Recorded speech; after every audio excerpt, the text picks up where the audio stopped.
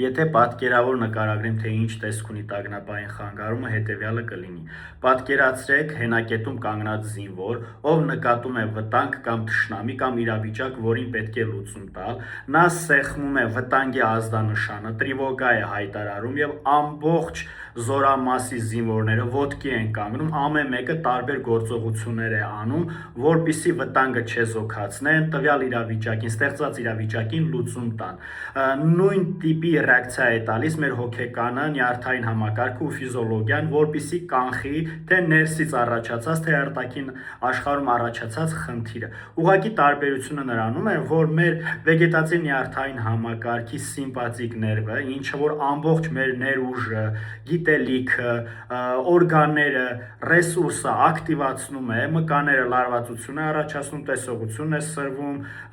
ուժեղանում ենք, փորձում ենք ավելի էքստրեմ իրավիճակին համարժեք լուծում տալ։ Եվ այդ սիմպաթիկ ներվը, այսինքն հարձակվեցինք, գրոհեցինք, ակտիվանում է եւ խնդիրը լուծելուց հետո պարասիմպաթիկ ներվը, այսինքն այն ազդանշանի կոճակ, որ սեղմել էինք, որ տագնապ է սկսել, դրանից հետո պարասիմպաթիկ ներվը անջատելն է, այսինքն վերջ անջատում է հոգեկանը, որ վերջ խնդիրը լուծված է, այլևս անհանգստանալու կարիք չկա։ Երբ որ արդեն բանը հասնում է տագնապային խանգարման, այդ զանգի ազդանշանը, որ միանում է, հոգեկանը այլևս չի կարողանում անջատել, չի համակերպվում, չի հավատում, չի ընդունում, որ այլևս վտանգ չկա։ Հաճախ դա լինում է այն իրավիճակում, երբ որ ստեղծված իրավիճակը շատ ավելի բարդ է լինում, հոգեկանը պատրաստ չի լինում, քո ուժերից վեր է լինում, լեցուն է լինում վախերով, ավելի շատ ուղղված է լինում ապագային կամ այնքան անսպասելի է լինում, որ հոգեկանը չի հասցնում մարսել ստեղծված իրավիճակը եւ նրան թվում է, որ եթե հանկարծ ես թուլանամ, հանգստանամ, գլուխս դնեմ բարձին, ապա էլի ինչ որ վտանգ է լինելու, բայց քանի որ ես քնած եմ, չեմ կարողանալու արտանալ, որպեսզի կանխեմ։ Հետևաբար այն զինվորը, որը որ հենակետում կանգնած է, այսուհետ նա որոշում է, որ չպետք է հանգստանա, չպետք է քնի, պետք է անդադար վերահսկի 4 կողմը, շուրջ բոլորը, որպեսզի ցանկացած աննկատ իրավիճակում նա շուտ ազդանշանը ավելի ուժեղացնի, որպեսզի կանխվի վտանգը։ Նույնը անում է մեր հոգեկանը։ Տեսեք, ստրեսի դեպքում մեր հոգեկանը 3 փուլով է արձագանքում. լարվածություն, այսինքն տագնապ, հետո պայքար, երբ որ երկար ժամանակ չի կարողանում հաղթահարել խնդիրը, արդեն հյուծում, հուսահատվում, խնդիրների առաջացմանն է բերում։ Իսկ երբ որ արդեն 3-րդ փուլում խնդիրը լուծում է կամ վաղ փուլերում, հոգեկանը արդեն հանդարտում է, այսինքն այդ հյուծվածություն, լարվածություն, տագնապ, անհանգստությունը արդեն հաջորդում է խաղաղությանը։ Մարդը, այսինքն հասկանում է, որ կար խնդիր, լուծեցի, այլևս չկա անհանգստանալու միտում։ Այդ տագնապային խանգարման ժամանակ հոգեկանը, երբ որ ջանքեր է գործադրում, որպեսզի կանխի լուծումը, կանխի կամ լուծի խնդիրը ու չի ստացվում, նա մնում է, հոգեկանը կամ մարդը, տվյալ մարդը մնում է մի վիճակում, որպեսզի ամեն ինչին պատրաստ լինի եւ արդեն իր մտքերը ուղղված են դեպի ապագան։ Եկեք հիշենք, որ տագնապային խանգարում ունեցող մարդը ինքը կարծես միշտ ապագայում է, նա միշտ բացասական մտքեր ունի ապագայի հանդեպ, եղելության իրավիճակի հանդեպ, նա մտածում է, որ ինչ որ վատ բաներ է լինելու, գնամ աշխատանքի, մեքենան փչանալու է, տեղ չեմ հասնելու, ուշանալու եմ, ինչ որ գործողություն պետք է անեի, մի բան նպաստելու է, որպեսզի արդյունավետ չլինի, այսինքն նա նաև այդ ընթացքում կարող է դառնալ անինքնավստահ, տկարության զգացում ունենա, չի հավատում իր ուժերին, մտածում է չեմ հասցնելու, չեմ կարողանալու, չի ստացվելու, կյանքից վտանգ է սպառնում, օրգանիզմս ատկազ է անելու, այսինքն առողջությունս եւս չի բավականացնելու, որպեսզի խնդիրներս լուծեմ։ Այն ինչ որ եղել էր այնտեղ ու այն ժամանակ, որը որ իր համար անգլերեն մի հատ լավ բառ կա, too much է եղել, այսինքն գեր է եղել, շատ է եղել, հոգեկանը չի հասցրել մարսել, վերլուծել, տեղավորել, դասավորել այդ իրավիճակը կամ այդ իրավիճակի հետ կապված ռեակցիան շատ բուռն է եղել եւ մարդը, ել չասեմ, որ նման իրավիճակում, երբ որ մարդը առերեսում է իր գոյության խնդրի հետ, այսինքն կենացու մահի հարց է դառնում, պատերազմ, աղետ, բարդ ճգնաժամային իրավիճակ, անսպասելի հարազատի կորուստ, հիվանդություն, ֆինանսական դժվարություն, աշխատանքից հեռացնել, այս ամեն ինչը եթե գեր է եղել մարդու համար եւ նա չի կարողացել լուծում տա, իր մոտ սրանից կարող է առաջանալ տագնապային խանգարում,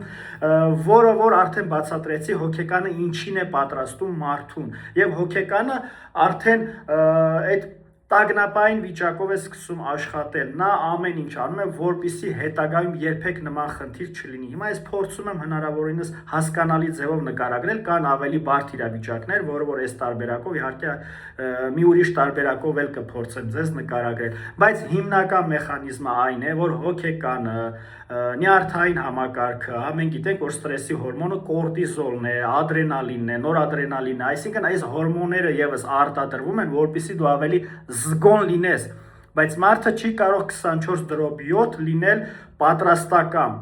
Դրա համար առաջանում է անքնություն, դժվարություններ, մարսողական համակարգն է խանգարվում, որովհետև տևական ժամանակ, երբ որ բայևոյ մարտական վիճակում է, երբ որ այդ տագնապի ազդանշանը չի անջատվում, օրգանիզմը արդեն սկսում է հյուծվել, սպառվել, եւ այն պոստի զինվորը, որ աչք չի կպցնում, չի հանգստանում, նա արդեն հոգնում է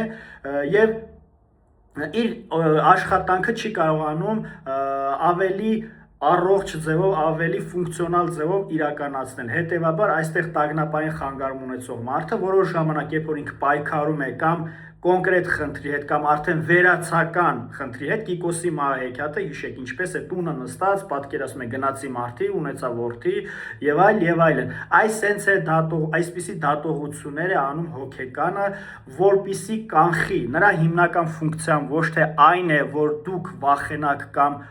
հանգիստ չունենաք կամ ձեր թշնամին է, երբ կան մարդիկ, որ մտածում են, որ այդ սիմպտոմները իրենց թշնամին են, բայց սիմպտոմները քո թշնամին չեն, ուղղակի քո հոգեկանը այսպես ասած աչքս տեսածից է վախենում, այն ինչ որ տեսել է քո աչքը, մնացել է այդ վախի ազդեցության տակ, հետևաբար նա անդադար փորձում է լինել զգոն, որպեսզի կանխի։ Եվ քանի որ դուք չեք կարողանում մենակով խնդիրը կանխել կամ վտանգը շուտվանից անցել է, բայց ձեր հոգեկանը չի հանդարտում, չի համակերպում, չի համոզվում, որ այլ վտանգ չի լինելու, եւ սկսում եք հյուծվել, եւ սկսում եք արդեն տարբեր տեսակի սիմպտոմներ ունենալ՝ անքնություն, ախորժակի անկում, տրամադրության անկում, հաճախասրտություն, լարվածություն, բացասական մտքեր, հոգնածություն, հյուծվածություն։ Նման դեպքում պարտադիր է դիմել հոգեթերապևտին, որպեսզի հոգեթերապևտի հետ բացահայտեք խնդիրը եւ լուծում տակ խնդրին։ Իսկ ինչ վերաբերում է դեղորայքային թերապիային, երբ որ գեներալիզացված տագնապային խանգարում է, նման դեպքում արդեն դեղորայքային թերապիան եւ հոգեթերապիան համատեղ աշխատանքը ավելի արդյունավետ է լինելու։ Մնացած բոլոր տագնապային խանգարումների դեպքում հենց ինքը մենակ հոգեթերապիան արդեն իսկ բավարար է, որպեսզի լուծեք ձեր խնդիրը։ Երբ որ միայն դեղորայք եք ստանում, դեղորայքը չի լուծում ձեր խնդիրը, պատճառի հետ չի աշխատում։ Դեղորայքը պայքար է հետևանքի հետ, որ վերջ չի ունենալու, սիմպտոմները լռելու են, կարճ ժամանակ անց նորից հայտ են գալու, որովհետև սիմպտոմները ազդանշան են այն մասին, որ կրակ է վառվում, որ ինչ որ բան չլուծված է, ինչ որ բան անհասկանալի է, պետք է զբաղվել նրանով, իսկ նրա հետ զբաղվելու միտումը, արդյունավետությունը,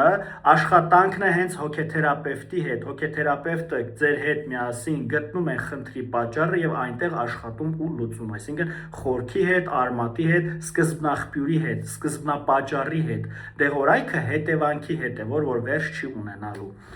Երևի այսքանը, սիրելիներս, կարծում եմ ինչ որ չափով կօգնի այս տեսանյութը ձեզ, որպեսզի հասկանաք, թե ինչ է ձեզ հետ կատարվում, ինչպիսի ռեակցիա է տալիս օրգանիզմը, հոգեկանը եւ դրա լուծումը որն է։